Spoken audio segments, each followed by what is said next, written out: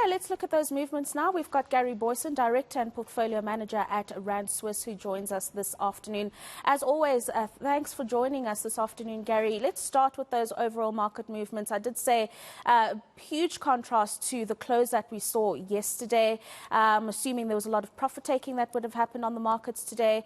Some of the other catalysts that informed market participant movements on the local bourse today. Yeah, so I think you're 100% right. It was almost a typical bear market rally where we just had everything moving higher in I think, a lower volume market as China was closed for Golden Week. And we've seen a little bit of a reversal today and a reversal specifically in the counters that were doing so well yesterday. So overall, the all-share index down just over 1%, but led lower by the resources with the likes of Combine, or for example, down over 4% after more than an 8% rise yesterday. So it does just look like an unwind of a very, very positive day, maybe a little bit of a short squeeze yesterday as well, a lot of people are saying. Obviously, we also had that news out of OPEC today that they will be increasing the, at least cutting production by 2 million barrels per day, which is about 2% of the global supply. That I think just bringing in fears that this inflation is not going to be under control. We're seeing the Brent crude oil price creeping back up about $93.5 per barrel at the moment. And that, I think just stoking a little bit of fear as well, that the Fed is not going to have the room to pivot early as so many people are hoping for. Yeah, and that was a kind of the big talking point yesterday in terms of the direction that the Fed was going to take, Gary. So that's rather disappointing. Let's talk about the local unit. Still struggling against the major global currencies, but not doing too badly as it has been over the last few days against the US dollar. So the US dollar, I mean, it seems to be snapping a 5-day losing streak, and you've got the rand trading back up at about 17.90. So still off the worst levels that we saw last week, but definitely a lot weaker than it was yesterday. Against the pound, we're sitting at around 20.08 to the pound. Euro still languishing against the dollar, and that's obviously just with the very difficult situation unfolding there in terms of the energy crisis. You can see it's well below parity to the dollar and sitting at about 17.62 to the rand. So, rand, clawing back a little bit maybe against the pound, but against that mighty dollar, still sliding, unfortunately. Unfortunate indeed. Gary, let's move over to some company updates. Massmart, I really feel sorry for this company, and let's hope once the Walmart deal, Gary, goes through that things will look up for it. But now it's saying that after assessing the markets that it's got in East and West Africa, looking for locals to buy the game stores there, no one was interested. So now they're going to just have to shut all of them down. Your thoughts on that? Well, I do feel sorry for them, but to an extent, I think this is a little bit self-inflicted as well. There's no question that Africa and South Africa is a difficult market to operate in for any retailer, but there are retailers that have done it very, very successfully. Now, I think you've also got to put the closure of the game stores in Africa in context of what's happening locally as well. Obviously, that transaction was looking like it was going to be blocked by the Competition Commission, the Competition Tribunal. They want to sell their game stores to ShopRite. The idea that Mitch Slate, the CEO, has been very clear that if the antitrust authority locally does block the transaction, they will simply close the stores. So this could be almost a not so subtle message to the Competition Commission that it will result in major job losses if they aren't allowed to sell off this division.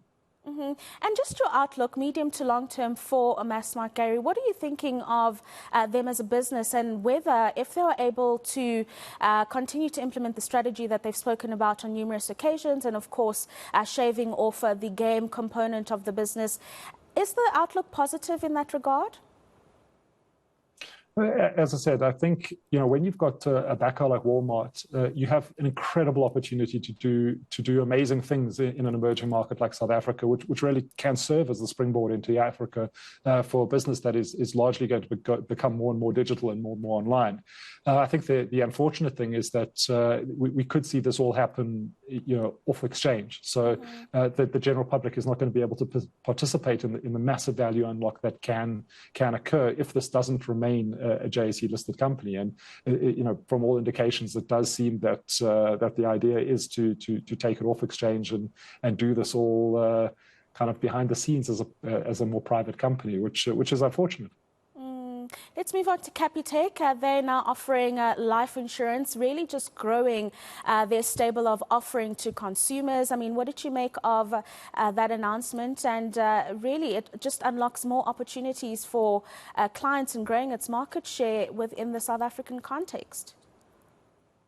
No, I think that's exactly right. So when you've got 19 million customers and you can now diversify your product offering to them, that's an enormous opportunity for Capitec. Looking at it, as you said, this is an expansion almost of an existing offering, because they did offer funeral policies and different life insurance products. So they're just really bringing it into their own stable now.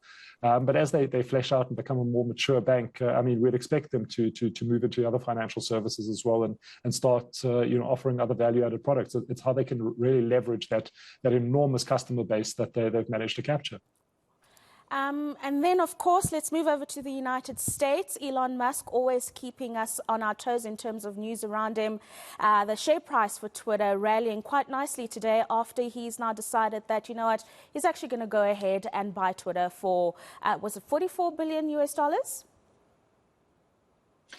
Yeah, so looking at it, he's going to take it private at $54.20, so $54.20. He likes that number.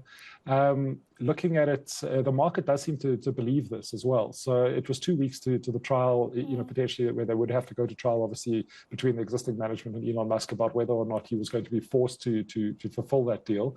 They were essentially going to go to trial in the Delaware Chancery Court, but 2 weeks ago, he's now said, okay, actually, he will buy the company, and the market seems to believe it. So we've seen a rally in the stock price up to around 51. It's sitting at about $51.12 at the moment, and that's essentially the time value of money and a very small risk premium that the deal falls apart. So the market is believing it. There are some skeptics that are saying that this is just a way for Elon Musk to almost delay the trial date.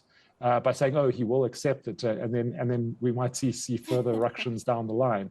But the market definitely doesn't believe that, because the stock price has reacted as if this deal is now going to go through. Gary, thank you as always for joining us this afternoon. That is Gary Booysen, Director and Portfolio Manager at Rand Swiss, joining us to give a wrap of the markets day that was.